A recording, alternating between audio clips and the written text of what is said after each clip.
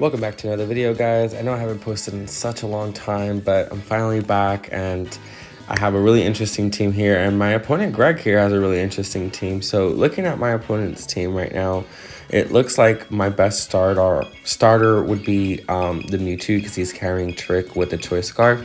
And it looks like a lot of these mons need to set up or need to start doing something to be viable, since they're not typically competitively viable. My opponent honestly really catches me off guard on this match throughout the battle with some of the mons he uses, especially that Pineco, which I wish we got to see a little more of, but you'll see what I mean later into the match. So we're going to go ahead and lead off here with the Mewtwo named after Gigas. I think the game is called Earthbound, that Lucas and Ness is from.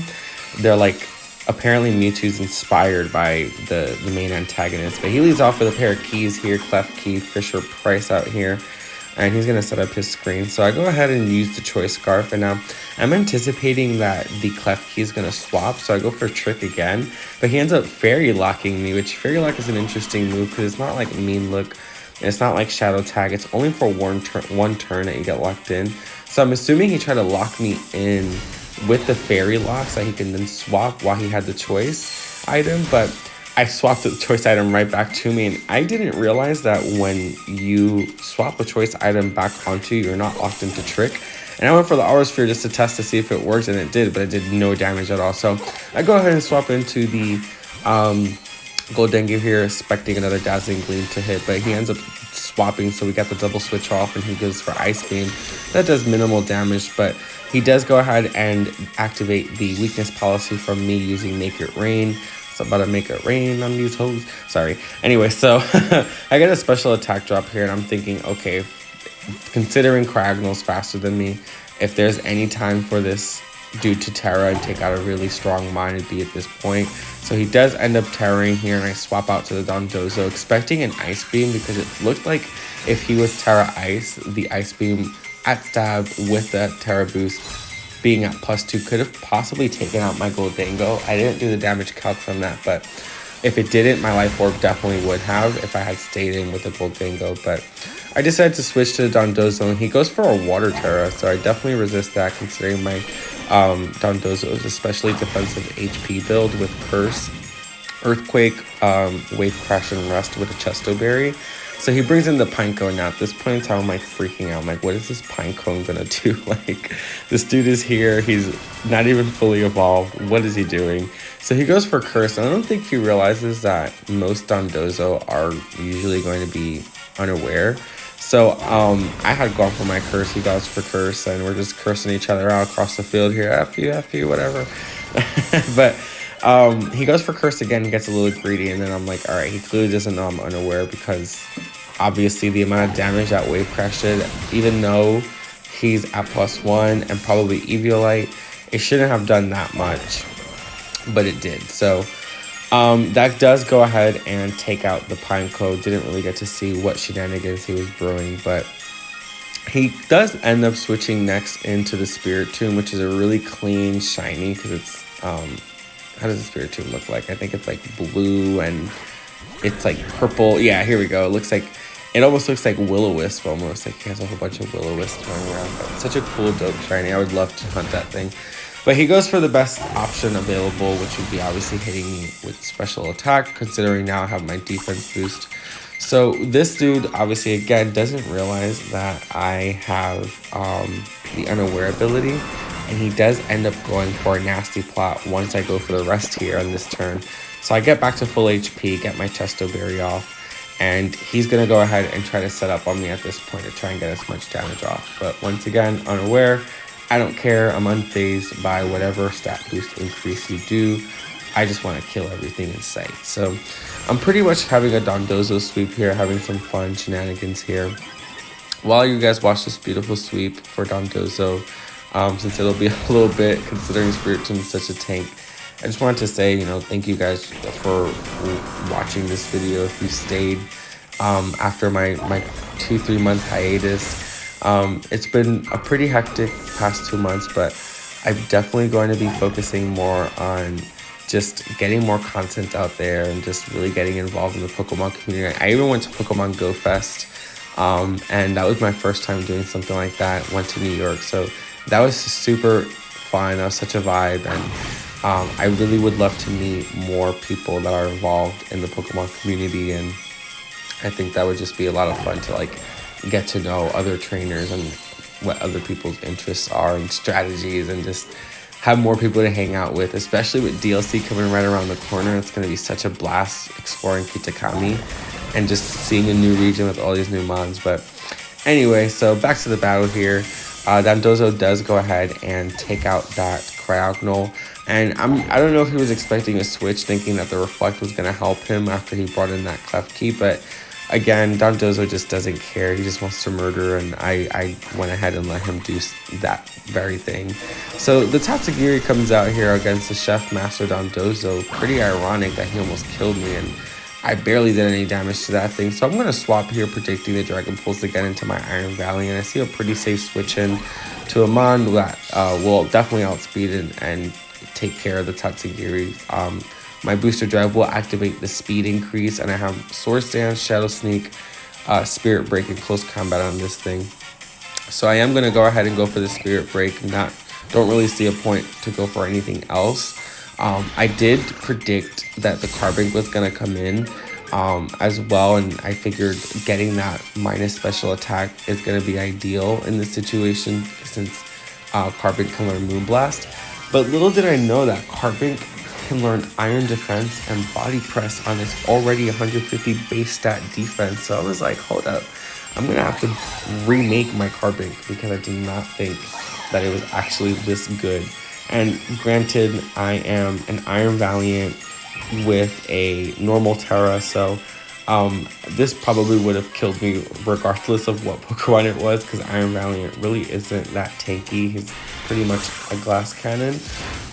Such a beautiful Paradox. Like, I think this is the best Iron Paradox aside from the Cobalion that was released. I can't wait to catch that thing. But Iron Crown, I think it's called. That thing looks sick. But anyway, got distracted here. That thing ate that thing up. Literally did no damage. So Iron Valiant goes down. Sucks you didn't really get to get much screen time here. But I go into the Itame here, Chef Master. And I'm thinking that I'm faster than Carbink. Carbink's pretty slow, so I wanted to go for the rest here. But he ends up outspeeding and taking out the Dondozo. So good on my opponent's end to get 2 Mons out. I'm thinking, okay, at this point, this Carbink is going to sweep with Body Press. Let me go ahead and put this thing to sleep and reduce those stats. So I'm trying to take this thing out, so I do end up going for the Leaf Storm first. Since he invested in physical defense, I figured Leaf Storm will be able to at least get this thing down to half health, but I end up missing. So I'm like, all right, fuck this. Let me just go ahead and use Hex. So I go for the Hex, and it does nothing. So I'm at this point thinking, all right, I just need to reduce the stat changes and go for the Clear Smog. Here's where you see the Hex and really doesn't do much. So I go for the Clear Smog on the next turn to reduce that Iron Defense boost that he had received, so then I can come in safely. Considering Carbink is not really that offensive, but Body Press is a phenomenal option on this thing. So at this point, he does just keep getting that recovery from the leftovers. I keep getting recoveries from the Black Sludge. I'm pretty much back at full health, and I'm Regenerator, so I will be at full health once I swap. He does end up swapping, and I kind of predicted the swap here, and I just put his Klefki to sleep because I feel like, okay, he has no reason to stay in. I just reduced his stats. So I do get the predict there and put his Klefki to sleep. No, I do not care about Smogon clauses. It's not an official meta. I'm sorry. Yes, hate me for it, but whatever. I'm going to go based off the actual Pokemon rules at Worlds and Championships, and I'm pretty sure you can put people to sleep more than 1 Mon. I'm pretty sure, don't quote me. But anyway, so he does end up going into the Tatsugiri, and I just swap out and go into the Goldango. Figure that's my safest switch. He goes for the taunt, and I honestly didn't even expect that, but I don't even care because good as gold prevents it, and I was just going to attack anyway. So I go for the Shadow Ball here, predicting him to switch, not wanting that Dazzling Gleam. And I do end up killing that thing. I'm pretty sure Shadow Ball would have taken out the Tatsugiri either way, regardless of whether or not I used Dazzling Gleam, but figured that would be the safest switch to do the Gold Dangle with the Shadow Ball. Yeah, Dazzling Gleam is definitely in range for Shadow Ball to take it out. So I go ahead and just use Dazzling Gleam here, take it out, and Life Orb recoil ends up getting me down to 1 HP. So that was super fortunate for me because now all I have to do is click Make It Rain, and that is GG's on the carbine. So super fun match. Have another one coming up after this one. So I'll see you in that next one, but thank you guys for watching.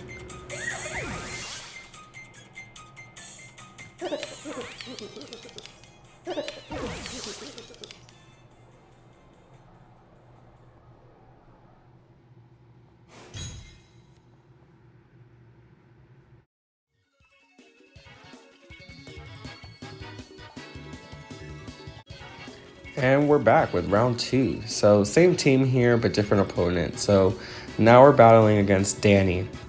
Danny has a really interesting team here. I haven't seen the Mousehold come in quite some time. So I definitely don't want to see that thing set up shenanigans with Tidy Up and freaking Population Bomb getting PTSD all over again from when Scarlet and Valiant first came out. Gosh, that freaking mouse, man. But anyway, so I'm here thinking my best starter is honestly probably going to be the Amoonguss and just try and put something to sleep so I can get a free switch in, kind of gain some momentum and speed here and incapacitate one Mon. Having that regenerator with the Black Sludge and I'm fully defensively built, it's just such a great Mon to start with because I know it can at least put one Mon to sleep and tank one hit. So that's exactly what we're going to do. Is just start off with the Amoonguss, put someone to sleep. My opponent's actually going to lead off with his Dunsparce. Clean picture there, my man. That was awesome. But he's going to lead off with a shiny Dunsparce, and I just, like I said, I just want to go ahead and incapacitate something. He goes for the Body Slam straight up here. Probably tries to get me paralyzed. And now he sleeps. So I figured my opponent's team really does not like fighting type moves or fairy type moves. So I figured, let's just go in for the kill. So I switch into Iron Valiant. Didn't really get much time on the spotlight in the last round. So this round, you're going to see a lot more of him putting a lot more work. So I go ahead and get the immediate Quark Drive boost, and I just immediately go ahead and Swords Dance here. So my opponent does have the Flutter Mane in the back there, but Flutter Mane, if it's not Focus Sash, is usually booster energy. So I figured I'm pretty safe going in for the close combat, even if we were to switch into the Flutter Mane, because I have the what's it called, the Shadow Sneak and priority. So I very much so would rather kill the Flutter Mane out of everybody on this group, even if it meant sacking off my Iron Valiant, because my Excalibur has priority with Ice Shard, so I could have just taken her out immediately. So I do end up one-shotting the Dunsparce, so that was a nice clean kill there, and they show me they're not sashed, and they are Photosynthesis, so at +2, with a fully invested attack and speed, Iron Valiant Shadow Sneak is going to take out the Flutter Mane, and then my opponent will switch into the mouse. So like I said, I really have PTSD. I don't want to see this thing set up. I'm fearful that this is a Ghost Terra, but he ends up not activating any Terra and taking the hit, making it a one-shot kill. So we're down 3. We're still, well, they're down 3. We're up 6. So that's an amazing start for us. A lot of momentum here on our end. Iron Valiant just really sweeping the floor here. And man, this design is just amazing, seriously. So I go for the Spirit Break here, and he does end up revealing that he is sashed. So considering I had 2 close combats, whatever attack the Samurai does is going to take me out. I'm surprised he didn't go for the Aqua Jet, because I think Aqua Jet honestly would have taken me out one shot at being at -2, but I digress. So I do come in with the Excalibur, him being at 1. It's obviously going to be super easy to take it out with an Ice Shard. So I do just that, and then this is actually a setup Excalibur that's defensive with leftovers. So I have fully defensively built, and I just try to set up with my Dragon Dance to get a little bit more damage off and gain a little bit more momentum. But this Grimmsnarl is going to come in, and I know these things usually carry screens, they usually do taunts, things like T-Wave, so I just go straight for the attack, just in case he ended up taunting me. I didn't want to waste a turn there with potentially not getting that max damage Iron Head, and I do end up getting 3 Iron Heads off and an Ice Shard before taking it out without any paralysis, so that was awesome. We love to see the hacks not activating. There was definitely certain games where literally I got back to back to back to back paralysis, and it's the most frustrating thing ever. So we're down to his last mon, and at this point I don't really see the Excalibur being that viable. So he does end up showing me that he's a Fire Terra Hispian Decidueye with that original color shiny. He's going to go for the triple arrows here, but I go for the Ice Shard to try and get as much damage off as possible before he kills me. And it doesn't end up taking me out. So that was really awesome to see that Excalibur can tank a triple arrows from a Decidueye. I'm not sure if this thing is choice banded. I don't think that... No, it's not. We see later in the match that he uses Leaf Blade. So if he were to have been choice banded, he definitely would have taken me out. And I wanted to just try and break a focus sash if he was maybe carrying double items, whatever the case. So the Excalibur does go out here and after getting 2 Ice Shards off. And I figured at this point, honestly, Mewtwo can just clean up with Scythe Strike. So I do just that. I terrestrialize my Mewtwo for maximum damage. And this isn't the Raid Mewtwo. That thing, that Raid Mewtwo boss is incredibly hard. But those prizes, man, I really need them. So if anyone has a Mew with Struggle Bug and the Bug Terra and the strat that works, please let me know, because I am totally down to do those raids. But we're going to go ahead and grab that W here with the Mewtwo using the Scythe Strike. And again, like I said earlier, thank you guys for watching. I really appreciate you guys sticking around, and this has been so much fun creating these videos again, and a lot more to come, especially now with the DLC right around the corner. But I'll see you guys in the next one. See ya. Bye.